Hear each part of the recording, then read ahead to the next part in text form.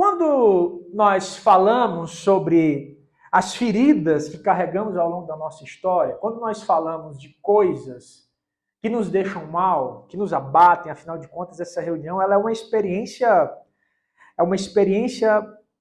acima de tudo, uma experiência terapêutica. A gente está nesse ambiente religioso, mas aqui existe um embate, existe um desafio que é colocado aqui sobre nós dentro desse contexto de transformação pessoal. E é isso que torna, claro, essa experiência que nós vivemos aqui, né, nessas segundas-feiras, algo diferente. Quando algo permanece ou acontece conosco, de certa forma é como se essa nossa psique ela se fraturasse, houvesse uma lesão nessa maneira de experimentar não só a mente, mas as sensações até do próprio corpo. É difícil muitas vezes experimentar os pensamentos, as emoções e entender, porque às vezes o nosso coração bate de forma diferente diante de determinadas situações. Porque algumas coisas mexem ou estressam mais do que mexem ou estressariam outras pessoas. O fato é que quando nós andamos com essa ruptura, muitas vezes, nessa nossa forma de pensar e sentir, nessa nossa estrutura psíquica, muitas vezes o simples ato de vivenciar suas emoções se torna um grande desafio. Porque no final das contas, para muitas pessoas, a única coisa que resta a elas é a experiência emocional. A ideia de não vou conseguir, é mais um dia de crise, é mais um dia de estresse, é mais um dia de choro, é mais um dia de dor. Porque a única coisa que sobra nessa experiência de vida é justamente essa experiência emocional negativa. E o que acontece geralmente com as pessoas é que, ao invés de haver um relacionamento mais maduro e saudável com as coisas que estão no seu entorno, é muito comum ver que pessoas que sofrem e passam por esse tipo de problema, elas mergulharem no universo interno da mente, ou seja, durante todo o tempo, elas passam muito mais tempo pensando e sentindo de forma negativa, ou seja, está mais refletindo e pensando e fazendo contas acerca das possibilidades de como que seria, de que forma seria, e a maior parte do tempo essa experiência de interação se dá muito mais dentro da cabeça dela do que fora. Então, às vezes, você pode conhecer gente que vive no mundo da lua. Às vezes, você conhece gente que você dá bom dia e a pessoa não te responde. Não é porque a pessoa é chata ou mal educada. É porque, às vezes, existem algumas pessoas que falam menos. Existem algumas pessoas que elas encontram nesse ambiente interno e psíquico a única noção de interação ou algum tipo de experiência de mobilidade, de pensar de como que seria, ou guardar para si as suas emoções. Quando eu era garoto, vocês, não sei se é da época de vocês, eu sou muito jovem mesmo, irmãos. Eu sou muito jovem. E tinha um desenho que passava um dia desse, eu nem sei se chamava Fantástico Mundo de Bob. Vocês lembram do Fantástico Mundo de Bob? Era o garotinho, né? E todas as aventuras do Bob eram no campo da imaginação. E se você lembrar, quem é que já assistiu o Fantástico Mundo de Bob? Levanta a mão. Vocês lembram que no Fantástico Mundo de Bob não aparecia rosto de pessoas adultas? Vocês pararam para pensar que o Bob não tinha ele não tinha um acesso a pessoas que promoviam para ele um certo nível de interação? A interação do Bob era sempre com seus brinquedos e com as suas fantasias? Hoje o Bob podia ser meu paciente. Ou seja, há sempre a experiência no campo da ideia da fantasia. Estou dando aqui a alusão, trazendo a ideia do Bob, mas o fato é que muitas pessoas passam a vivenciar a sua vida dentro de uma esfera da mente, da ideia, da fantasia, do sonho. E tem problema em sonhar? Em absoluto. Não tem problema nenhum em sonhar. Sonhe mesmo, sonhe forte, sonhe alto. mas que as tuas ações, as tuas atitudes, a tua proatividade seja, claro, de forma saudável e positiva, né, proporcional a isso que permeia o teu coração. E aqui justamente a antítese da coisa. Porque quando a gente anda com uma ferida emocional, às vezes sonhar é o maior problema dessa pessoa. Porque é justamente aqui que a ideia do ser possível se perde. Falar aqui só para refrescar a memória de vocês, a gente já falou aqui sobre a estrutura da vergonha.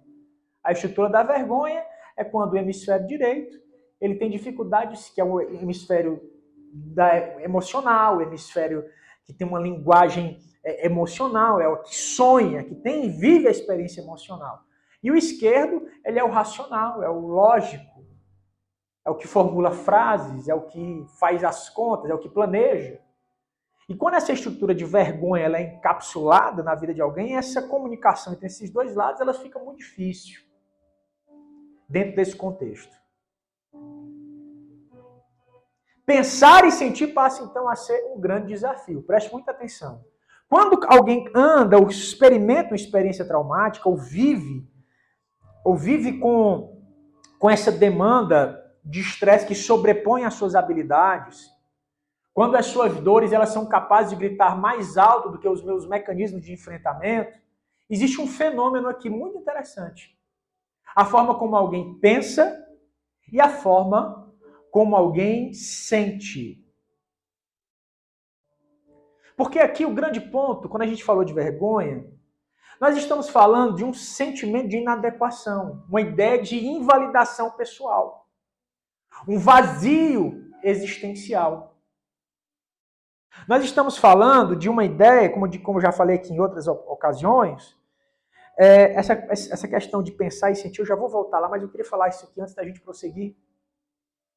Essa ideia do sentimento de inadequação, de não ser possível, eu não me sinto parte, eu não sinto que isso seja comigo, eu não sinto que isso aconteça comigo. Essa ideia de não conseguir vislumbrar um desfecho possível naquilo que eu entendo como propósito, isso vai gerar uma ideia de vazio existencial. O vazio existencial é justamente essa ideia. Por que eu estou aqui? Qual é a minha serventia? Qual que é o grande ponto?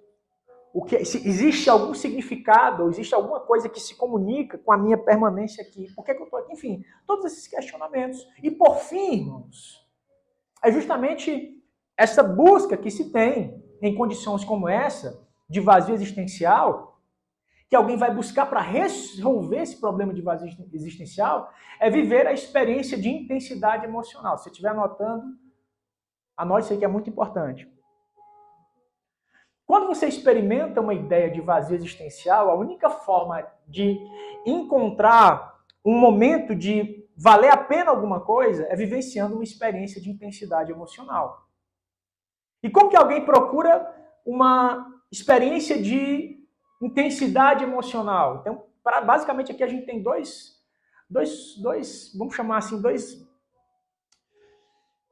duas substâncias muito importantes na experiência de intensidade emocional. A primeira delas é a adrenalina. O coração bate mais rápido, você tem aquele ímpeto, dá aquela agitação, aquela emoção, ela surge de maneira muito forte. E na sequência você tem a experiência com uma outra substância chamada endorfina. Existem outras também, noradrenalina, dopamina, mas eu não vou complicar aqui hoje o assunto. O que eu quero dizer é que essa busca por experiências em uma intensidade emocional, na verdade, vai se tornar como a mola mestra ali daquilo que a gente vai entender como comportamento compulsivo. Ou seja, quando você está naquele desespero que você fala assim, eu preciso comer uma caixa de bis, você não está entendendo. Tem gente que fica bravo, não é assim? Eu tenho que comer aquele pote de sorvete inteiro. Não é assim, gente? Café. Se o camarada sai de casa sem tomar um café eu vou liberar vocês do café, tá? Mas tem pessoas que essa experiência de compulsividade não é só na parte do alimento. não é só uma questão de uma comida, às vezes são relacionamentos. A pessoa ela tem uma compulsão por procurar relacionamentos que visivelmente, sabidamente, são relacionamentos desproporcionais. Pessoas que... Já viu aquela história daquela moça que ela... Ou aquele rapaz que só gosta de pessoas que não o valorizam? Quando eu era garoto, me falava assim, Brás, não seja bonzinho, elas nunca gostam dos bonzinhos. Os bonzinhos só se ferram. Também lá no Ceará a turma falava isso daí. Porque parecia, a ideia que se tinha, era que as garotas gostavam dos bad boys. Dos caras que não davam muita trela, fingiam que não estava nem aí. Eu não tô aqui. Faz um pouco de sentido, às vezes, se você parar para fazer uma análise rápida assim, a gente já deve ter visto algumas histórias parecidas com essa. Se faz de difícil, que a pessoa gosta. Não é assim? Por que você já parou para pensar por que esse negócio de se faz de difícil não tem absolutamente nada a ver, e lógico, gente. Por que você vai gostar de uma pessoa que não te dá atenção, que se faz de difícil, que não responde teu telefone, que não responde tuas mensagens? É claro, se você manda 38 mensagens para uma pessoa, se eu fosse ela, eu te bloquearia. Mas se você tá ali, você entende? A pessoa não tem aquela consideração. Ah, meu irmão, eu não mandava mais nenhuma mensagem não, se eu fosse vocês. É que acho que a maioria aqui são famílias, são casados. Mas tem alguém solteiro aqui? Levanta a mão, alguém solteiro? Só o vaso ali. Então, prende essa, irmão. Fez doce, tchau. Perde teu tempo não, brincadeira. E essa ideia, essa compulsão por relacionamentos indisponíveis, claro que existe a teoria do apego, tenta explicar isso, porque que pessoas se sentem compelidas e têm esse impulso para se relacionar com esse tipo de pessoa, é a ideia de trabalhar o sentimento de, vamos lá, conquistar uma aproximação, ao passo de que pessoas solícitas, seguras e presentes, disponíveis, acabam por se tornar pessoas menos interessantes. É uma antítese psíquica bem complexa, não é sobre isso que eu vou falar aqui hoje, mas a teoria do apego explica isso com uma certa propriedade. Quando nós temos essa ruptura psíquica, nesse sentido, esse trauma, a nossa mente ela tem dificuldade de descansar, gente, de ficar em paz. Conhece gente que não sabe ficar em paz? Você conhece pessoas que têm essa dificuldade? Ela não sabe estar bem, se está tudo bem, ela precisa ela arruma uma coisinha para arrumar uma briga. De calma, fulano, tá tudo bem, meu amigo. Não vale a pena se estressar por causa disso aqui. Não vale, isso aqui esse problema não tem esse tamanho. Com certeza você já deve ter visto pessoas que têm essa dificuldade de ficar bem. Justamente quando existe essa experiência traumática, o próprio fato de período de paz, baseado nessa ideia de inadequação pessoal que a pessoa carrega e não resolve dentro de si, quando está tudo bem, ela pensa assim, não, tem alguma coisa errada, não é possível. E isso vira um ciclo. Quem fala muito sobre isso, a escritora americana Jeanette... Esqueci agora o nome dela, depois eu passo para vocês. Jeanette alguma coisa.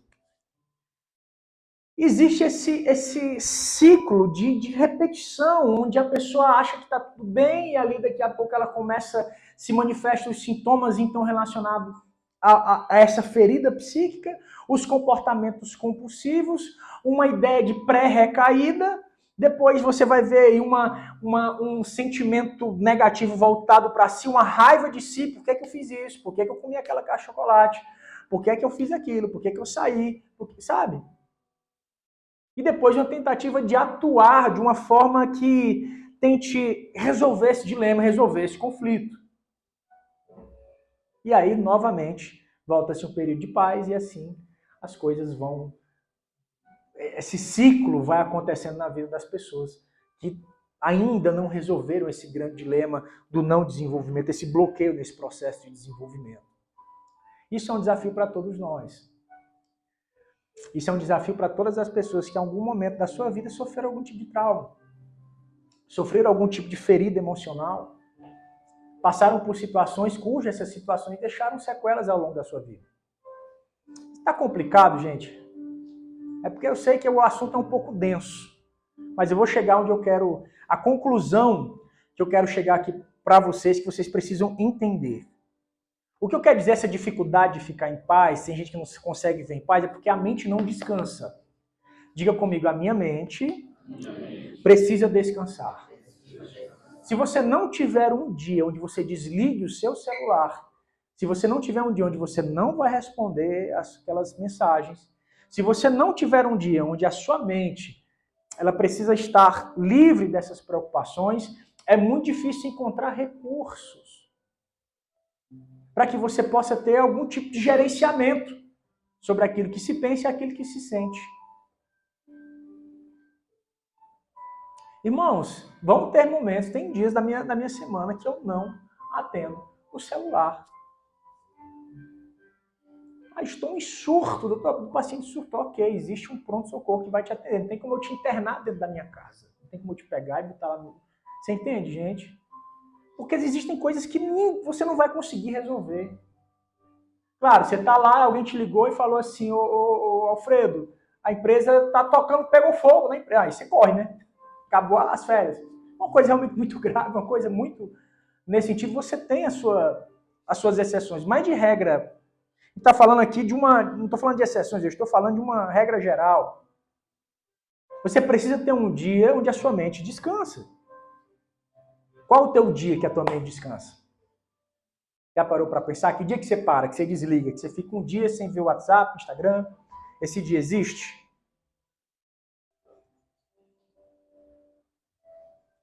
A mente tem muita dificuldade. Por que eu preciso de um dia de descanso para a minha mente? Eu falo de um dia, mas pode ser um período da vida, um período do seu dia.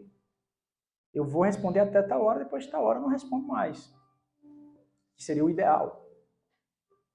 Mas qual que é o grande ponto quando a sua mente não descansa? Quando a sua mente está assim, alerta de uma forma desproporcional. Anote aí, a mente que não descansa não sabe decidir. A mente que não descansa, ela vai ter uma enorme dificuldade de tomar decisões. Até para ouvir conselhos se torna uma tarefa muito árdua. Até para ouvir algo que direcione os teus passos se torna uma coisa muito difícil. Porque a mente, ao pensar e ao refletir e ao analisar, ela precisa do hemisfério esquerdo ok. E existe uma prisão emocional do lado direito. Olha que interessante, olha como é que Deus faz as coisas de uma forma tão complexa e perfeita. Se quando Deus manda a gente descansar, é importante descansar.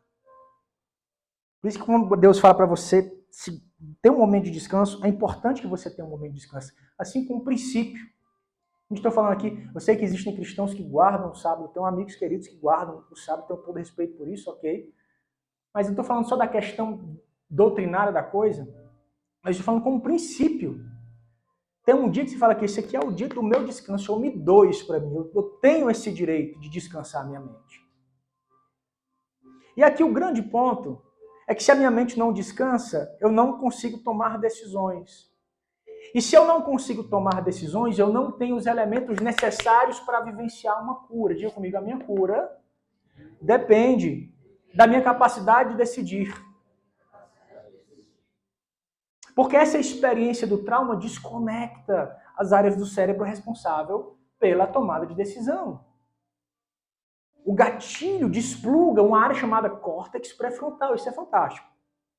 E aqui, gente, a resposta, a ideia, o resultado de uma experiência como essa, quando você é capaz de tomar decisões, é a experiência de segurança e autonomia emocional. No final de todo o tratamento, você precisa dessas duas coisas. Doutor Brás, se eu procurar um terapeuta, um médico, um psicólogo, no dia da minha alta, eu vou levar daquele dia o que para minha casa? Segurança e autonomia emocional.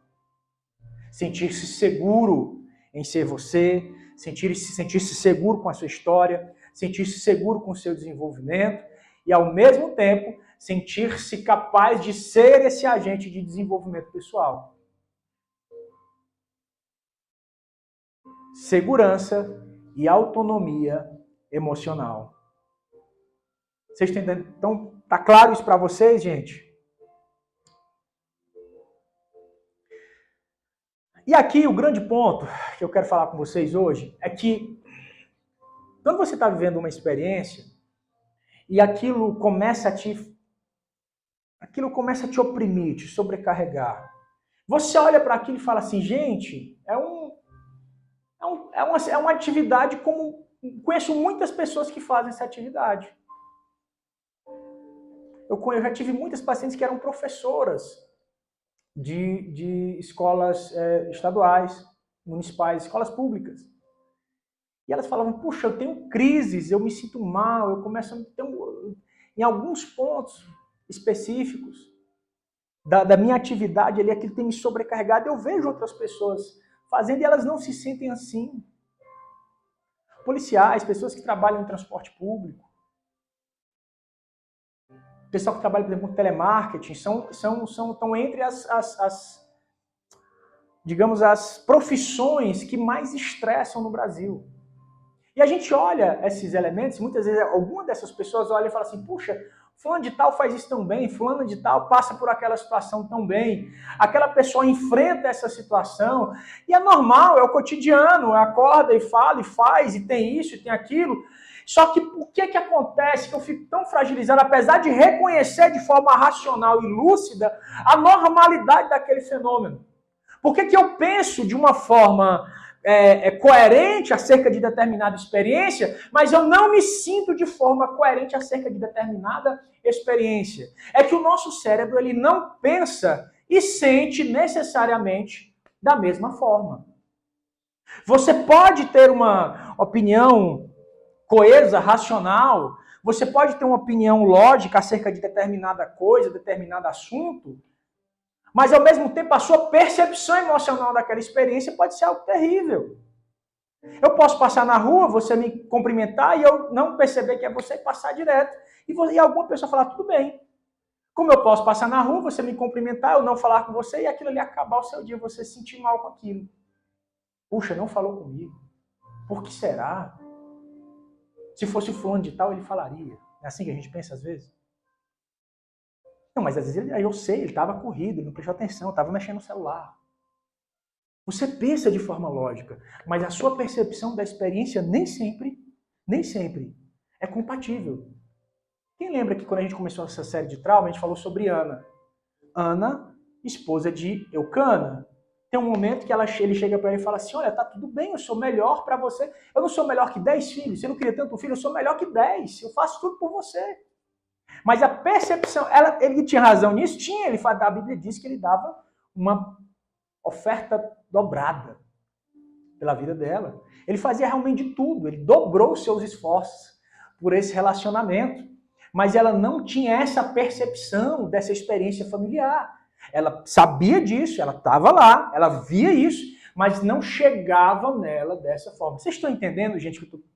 Mais ou menos, tá ok? Tá claro? Nem sempre aquilo que a gente vê coerência e pensa e raciocina é percebido dessa forma, é percebido da mesma forma.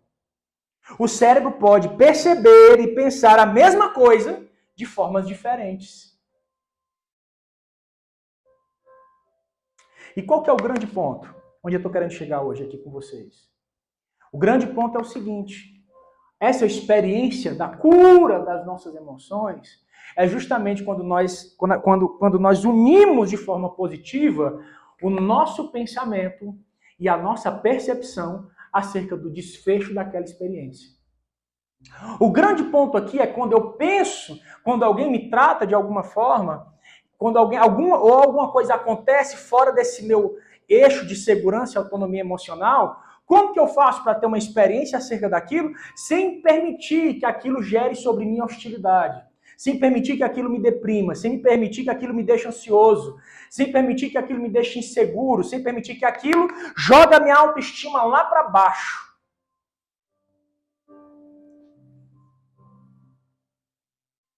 Principalmente quando portas se fecham na nossa cara, né? Assim alguém não te dá a oportunidade. Você pensa assim, puxa, não consegui, fecharam a porta para mim. Isso aí, a mente viaja, né? Isso porque sou eu não presto para nada mesmo, não vou conseguir, não vou tentar de novo. Mas a gente não para pensar que a gente pessoaliza, né? Aquela porta ia fechar, talvez porque aquela porta já tinha... Já parou para pensar que aquela porta já tinha um nome? Parou para pensar que aquela porta ali, seja na esfera da corrupção, aquele cara queria colocar alguém ali, ou seja que aquela porta, Deus separou aquela porta para uma pessoa específica que não é você? Como assim Deus não me ama? Não, meu amado, porque o que Ele tem para você é o melhor. Talvez aquilo para você tivesse algum significado agora, mas para outra pessoa, aquilo ali era o ápice, era a grande resposta de Deus. Como eu vejo e penso, eu entendi, ok, a porta fechou, acontece todos os dias com todo ser humano na face da Terra. Agora, como que eu sinto, como eu absorvo essa experiência? E a grande sacada é quando a gente guarda a nossa mente de forma a pensar e absorver e sentir da maneira certa.